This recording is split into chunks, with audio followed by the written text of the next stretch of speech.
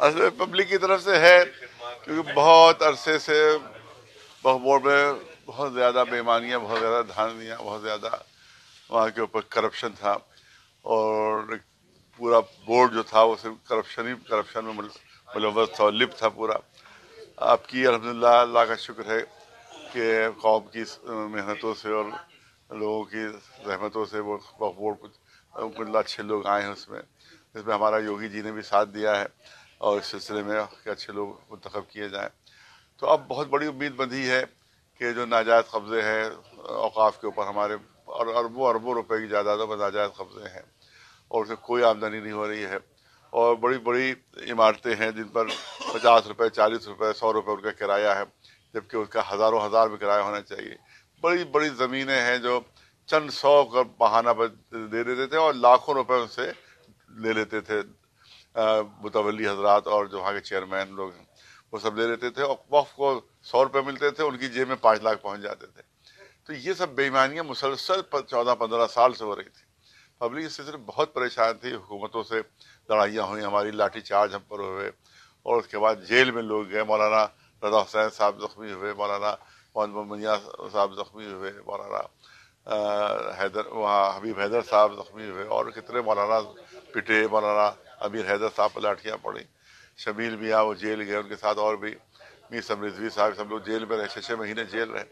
तो ये काहे के लिए सब, ताकि ये जायदादों जो पर जो खुर्दबुर्द हो रही है और जो बेईमान लोग हैं इनको हटाया जाए। तो हुकूमतों ने हमारा साथ नहीं दिया इस सिलसिले में। तो अब अल्लाह का शुक्र है कि जो नया वक्फ बोर्ड बना है उस पर कुछ हमने अच्छे लोग मुंतखब करके भेजे हैं, तो उम्मीद है कि इंशाल्लाह अच्छा काम हो गया, क्योंकि अरबों खरबों रुपए की जायदादें जो हैं वो औकाफ की हैं और जो खुर्द-बुर्द हुई हैं। और उसमें सबसे बड़ी बात यह है कि हमारे बुजुर्ग मौलवियों ने हमारा बिल्कुल साथ नहीं दिया इस तहरीक पे। न शिया मौलवियों ने, न सुन्नी मौलवियों ने, किसी ने साथ नहीं दिया। सब अपने मदरसों के अंदर बंद रहे, कोई अपनी मस्जिद में बंद रहा, कोई अपनी दरगाह में बंद रहा, तो कोई अपने खानकाह में बंद रहा, लेकिन किसी ने साथ हमारा नहीं दिया इस लड़ाई में हमारा, बल्कि उल्टा वो बेईमानों का साथ दिया करते थे। यहाँ कानपुर में आप देख कितनी बड़ी बड़ी जायदादें खुर्द-बुर्द हो गई।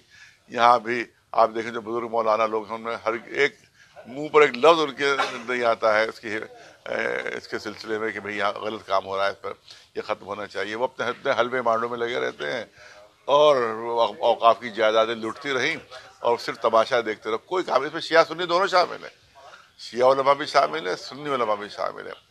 बहुत ज़्यादा उन्होंने कोताही बरती है, अपने अपने जो फरीजे से कोताही बरती है उलमा ने सिलसिले में, और उनकी वजह से खरबों रुपए की जायदाद, उलमा की कोताही से खरबों रुपए की जायदादें औकाफ की ज़ाया हुई हैं। अगर वोट खड़े होते और उस पर एहतजाज करते और सिलसिले में तहरीक चलाते तो ये जायदादें बच जाती। पूरी पूरी जिम्मेदारी जहाँ वह वोट की है वह हमारे उलमा की पूरी भरपूर जिम्मेदारी कि उन्होंने कोताहियाँ की सिलसिले में डर गए, खौफजदा हो गए, फला बदमाश है, हम उसके मुकाबले में कैसे आए, फला गुंडा है उसके मुकाबले में कैसे आए, तो कैसे मौलाना हो भाई। तो जब इमाम ज़माना आएंगे तब भी इन्हीं लोगों से मुकाबला करना, बस भी भाग रहे सबके सब मौलवी जीतते हैं। तो ये बहुत बड़ी कोताही हुई है, लेकिन अल्हम्दुलिल्लाह कुछ बेहतर हालात। सिर्फ केरल के सिलसिले में आज से 15 साल पहले की रिपोर्ट थी कि 30 लाख करोड़ की जायदादें वक्फ की वहां बर्बाद हुई, एक स्टेट में, केरल में।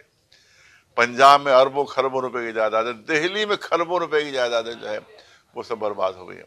और सारे मौलवी वहाँ, वो कोई किसी पार्टी से पैसे ले रहा है, कोई किसी पार्टी से पैसे ले रहा है, किसी को फिक्र नहीं कि औकाफ किस तरह से हमारे सुधारे जाए, किस तरह से उनको वापस लिया जाए। तो इसमें बहुत बड़ी कोताही हमारे मौलवियों और उलमा की भी रही है, जिसकी वजह से ये तहरीक को 15 साल हमको लग गए उस पर, और लड़ना पड़ा, जेल जाना पड़ा, हमारे कैसे कैसे गंदे इल्जाम हम पर लगाए गए, ऐसे गंदे इल्जाम। कोई मौलवी एक हर्फ नहीं बोला, एक हर्फ उसके खिलाफ नहीं बोला। कैसी कैसी गंदी बातें हमारी, यहाँ तक कि दिल्ली में कत्ल के मुकदमे में मेरा नाम दे दिया गया। यहीं के मौलाना गए थे, यहीं के यूपी के, वहां जाके भड़का के और कत्ल में मेरा नाम दे दिया, कत्ल में नाम दे दिया। यही मौलवियों की हरकत है ये। अब जो औकाफ की जायदादें आ रही हैं तो उसमें क्या नज़्म आप बना रहे हैं, उनको कैसे इस्तेमाल देखिए, आज से काम तो बहरहाल वक्फ बोर्ड का, लेकिन हम भी बहरहाल उनके मददगार के तौर पर रहेंगे। कोशिश ये है कि एक तो जो किराया जो है मालूम 10 लाख लेके और 100 रुपये किराया कर दिया, और जायदाद है 10 करोड़ की, तो उसका किरायों को भी बढ़ाया जाएगा, उसको कोशिश की जाएगी। और जो है वहाँ के ऊपर ऐसे कुछ तजारती मराकज़ बनाए जाएंगे जिसकी वजह से हमारी कौम का फ़ायदा हो, मदरसों का फ़ायदा हो। जितने औक़ाफ़ की तरक्की होगी उतने ही मदरसों में इमदाद कर सकेंगे, उतने ही यतीम खानों में इमदाद हो सकेगी, उतनी कौम की मदद हो सकेगी, उतनी कौम आगे बढ़ सकेगी। तो ये लोग खाते रहे और इनका अंदाज ये था कि सोने जैसा से एक मुर्गी जो है वो सोने का अंडा देती थी, रोज़ एक अंडा देती थी। तो लालची था, उसने कहा कि एकदम से सारे अंडे में निकाल लूँ, तो उसने मुर्गी को ज़बह कर दिया। तो ये भी मुतवल्ली भी यही काम करते हैं, बजाय इसके कि उसकी जो आमदनी है उसके ज़रिए से कोई इस्तेफादा किया जाए, वो वक्फ ही ख़त्म कर देते हैं, बेच डालते पूरा वक्त कि न मुर्गी रहेगी न अंडा रहा। तो ये सब हरकतें इनकी की हुई है। इंशाअल्लाह इस पर रोक लगेगी अल्लाह ने चाहा, और जो बेईमान मुतवल्ली हैं उनके खिलाफ जांच करके, और अगर कोई बेईमानी की जिसने की हो सबूत मिले तो इंशाअल्लाह उसको सज़ा भी दी जाएगी।